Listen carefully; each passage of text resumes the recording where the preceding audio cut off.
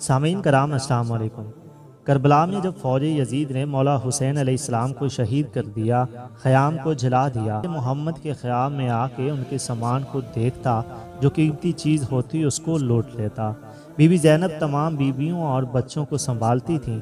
आले मोहम्मद लावारसों की तरह ज़मीन पर बैठे ही थे कि कुछ ज़ालिम उन जले हुए खैमों और बीवियों को देखकर कहने लगे कि हमने सुना था कि रसूलुल्लाह के ख़ानदान के पास बहुत सी कीमती चीज़ें हैं, चलते हैं, शायद इन बीवियों के पास हमें कुछ मिल जाए।